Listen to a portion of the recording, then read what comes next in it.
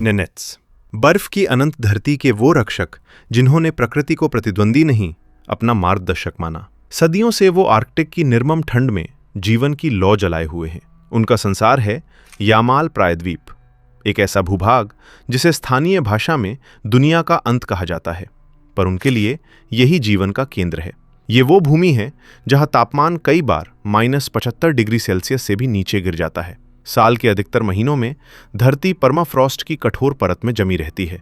ना कोई जंगल, ना पक्की सड़कें, ना स्थायी नगर, बस क्षितिज तक फैली सफेदी और उसे चीरती तेज सिहरन पैदा करती हवाएं। ऐसे कठोर वातावरण में खेती असंभव है और स्थायी बस्तियां बसाना लगभग नामुमकिन। फिर भी नेनेट्स समुदाय ने यहाँ हजारों वर्षों से न सिर्फ जीवित रहना सीखा है, बल्कि अपनी संस्कृति, परंपराओं और जीवन शैली को भी सुरक्षित रखा है।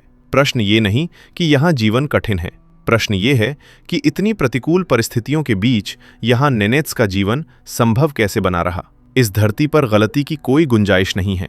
यहाँ रुकना मतलब भूख, रुकना मतलब झुंड का खत्म होना, रुकना मतलब मौत को आमंत्रण देना। ये टुंड्रा यानी पेड़ों से रहित जमी हुई ठंडी भूमि का विशाल विस्तार, जहाँ केवल सूखी झाड़ियाँ उगती हैं, सिर्फ उन्हीं को अपनाता है जो इसके साथ कदम मिलाकर चलते हैं। इसलिए यहाँ जीवित रहना आसान नहीं, बल्कि लगातार जोखिम उठाने की प्रक्रिया है। यहाँ जो रुकता है वो टूटता है, और जो आगे बढ़ता है वही टिक पाता है। और इसी कठोर नियम को स्वीकार करके उन्होंने अपना जीवन गढ़ा। और इसी वजह से यहाँ रहने वाले खानाबदोश समुदाय नेनेट्स का अर्थ है गतिशीलता। नेनेट्स यूं ही भटकते नहीं हैं, वो अपने रेंडियर झुंड के साथ मौसम के अनुसार उत्तर के तटीय टुंड्रा से दक्षिण के जंगलों की ओर सैकड़ों किलोमीटर की यात्रा करते हैं। गर्मियों में वो आर्कटिक महासागर के ठंडे किनारों तक पहुंचते हैं और सर्दियों में बर्फीले तूफानों से बचने के लिए घने वनों की दिशा में उतर जाते हैं। इसलिए इन्हें घुमंतू भी कहा जाता है। इनके बारे में आपने अपनी स्कूली किताबों में भी पढ़ा होगा। नेनेट्स कभी भी स्थिर नहीं रहते, क्योंकि ये बर्फीली भूमि स्थिर जीवन की अनुमति नहीं देती। नेनेट्स का पूरा अस्तित्व रेंडियर पर आधारित है। रेंडियर केवल पशुधन नहीं, बल्कि एक पारिस्थितिक साझेदार है। आर्कटिक टुंड्रा में उगने वाली काई और लाइकेन, जो अन्य पशुओं के लिए बेकार है, रेंडियर के लिए पोषण है। नेनेट्स इस प्राकृतिक चक्र को समझते हैं। वो अपने झुंड के साथ मौसमी प्रवास करते हैं, सर्दियों में जंगलों की ओर, गर्मियों में तटीय टुंड्रा की ओर। ये प्रवास 1000 किलोमीटर तक फैल सकता है। ये कोई परंपरा भर नहीं, बल्कि एक तर्कपूर्ण व्यवस्था है। यदि झुंड एक ही स्थान पर रुके तो चरागाह समाप्त हो जाएं। यदि वो बहुत तेजी से आगे बढ़ें तो झुंड कमजोर हो जाएगा।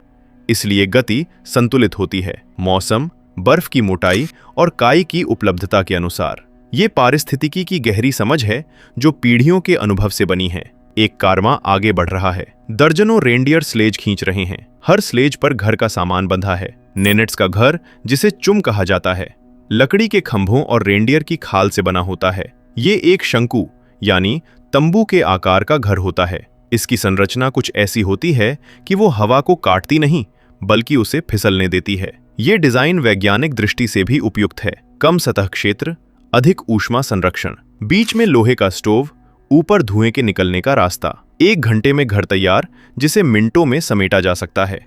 यहाँ हर वस्तु का उद्देश्य है। रेंडियर की खाल से बना मालिट्सा कोट दोहरी परत वाला होता है। अंदर की ओर फर, बाहर की ओर चमड़ा। ये शरीर की गर्मी को बंद रखता है और नमी को बाहर निकालता है।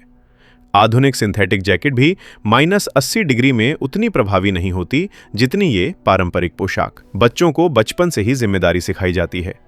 एक 10 वर्षीय लड़का झुंड को नियंत्रित करना सीखता है, क्योंकि उसे बर्फ की दिशा, हवा की तीव्रता और जानवरों के व्यवहार को पढ़ना आना चाहिए। ये केवल कौशल नहीं, बल्कि जीवन रक्षा का प्रशिक्षण है। नेनेट्स समाज में प्रकृति केवल संसाधन नहीं, बल्कि आध्यात्मिक शक्ति है। वो शमन परंपरा का पालन करते हैं, जहां शमन, वो व्यक्ति जिसे प्रकृति की अदृश्य शक्तियों का ज्ञाता माना जाता है, अनुष्ठानों और ढोल की गूंजती लय के सहारे आत्माओं से संवाद स्थापित करता है। उनके लिए हर नदी, हर पहाड़ी, हर बर्फीला मैदान जीवित है। जब आप किसी भूमि को जीवित मानते हैं तो आप उसका शोषण कम करते हैं। लेकिन अब वही प्रकृति जिसके साथ उन्होंने संतुलन बनाया था, अप्रत्याशित रूप से बदलने लगी है। जलवायु परिवर्तन इस समीकरण को और जटिल बना देता है। आर्कटिक क्षेत्र वैश्विक औसत से तेजी से गर्म हो रहा है। जब सर्दियों में अचानक बारिश होती है और फिर तापमान गिरता है तो जमीन पर बर्फ की कठोर परत बन जाती है। रेंडियर काई तक नहीं पहुंच पाते। परिणाम भूख और झुंड की मृत्यु। ये केवल पर्यावरणीय समस्या नहीं बल्कि सांस्कृतिक संकट है। यदि झुंड घटता है तो नेनेट्स की आर्थिक और सामाजिक संरचना भी प्रभावित होती है। फिर भी उनके जीवन में दृढ़ता है। कुछ युवा नेनेट्स आधुनिक शिक्षा लेकर लौट रहे हैं। वो कानूनी अधिकारों की बात करते हैं, पर्यावरणीय निगरानी में भाग लेते हैं और सोशल मीडिया के माध्यम से अपनी संस्कृति को दुनिया तक पहुंचा रहे हैं। कैमरा एक युवा चरवाहे पर ठहरता है। उसके पास GPS डिवाइस है, लेकिन उसने पारंपरिक फर का कोट पहना है। वो तकनीक का उपयोग करता है पर अपनी जड़ों से अलग नहीं होता। सूरज क्षितिज पर ठहरा है। आर्कटिक की लंबी रात आने वाली है। रेंडियर का झुंड बर्फ पर स्थिर हो रहा है। चुम के भीतर आग जल रही है। बाहर हवा गर्जना कर रही है, पर अंदर परिवार एक साथ बैठा है। नेनेट्स का जीवन हमें एक तर्कपूर्ण संदेश देता है। सभ्यता केवल स्थायित्व में नहीं बल्कि अनुकूलन में भी है। उन्होंने प्रकृति को जीता नहीं बल्कि उसके साथ संतुलन बनाया। और शायद इसी संतुलन में भविष्य की वो बुद्धिमत्ता छिपी है जिसकी आज पूरी दुनिया को आवश्यकता है। आर्कटिक की रात धीरे धीरे धरती को अपने आगोश में ले लेती है। तापमान गिरता है, हवा की आवाज तेज होती है और यामाल प्रायद्वीप यानी यमल पेनिनसुला एक विशाल जमी हुई चुप्पी में बदल जाता है। लेकिन इस सन्नाटे के भीतर भी जीवन रुकता नहीं। नेनेट्स के लिए अंधेरा भी उतना ही परिचित है जितना दिन का उजाला। सर्दियों में यहाँ पोलर नाइट हफ्तों तक रहती है। सूरज क्षितिज से ऊपर नहीं उठता। ऐसे में दिशा का अनुमान केवल स्मृति, सितारों और बर्फ की बनावट से लगाया जाता है। नेनेट्स चरवाहे रात में भी रेंडियर के व्यवहार को पढ़ सकते हैं। यदि झुंड अचानक सघन हो जाए तो समझा जाता है कि हवा बदलने वाली है। अगर वो फैलकर चरने लगे तो मौसम स्थिर है। ये पर्यावरणीय संकेतों की सूक्ष्म भाषा है जिसे किताबों में नहीं, अनुभव में सीखा जाता है। लेकिन पिछले दशकों में ये भाषा बदलने लगी है। जलवायु अस्थिर हो रही है। कभी कभी जनवरी में वर्षा होती है जो तुरंत जमकर मोटी बर्फ की परत बना देती है। रेंडियर अपने खुरों से उस परत को तोड़ नहीं पाते। परिणाम भोजन की कमी। 2013 और 2014 में ऐसे ही आइस क्रस्ट घटनाओं ने हजारों रेंडियर को प्रभावित किया। ये संकेत हैं कि पारंपरिक ज्ञान अब नए प्रकार की अनिश्चितता से जूझ रहा है। सिर्फ मौसम ही नहीं, भूमि भी बदल रही है। परमाफ्रॉस्ट, वो जमी हुई धरती जो हजारों वर्षों से स्थिर थी, अब पिघल रही है। इससे जमीन अस्थिर होती है, झीलें बनती हैं और कभी कभी पुरानी बीमारियां फिर सक्रिय हो जाती हैं। 2016 में यामाल क्षेत्र में एंथ्रेक्स का प्रकोप हुआ।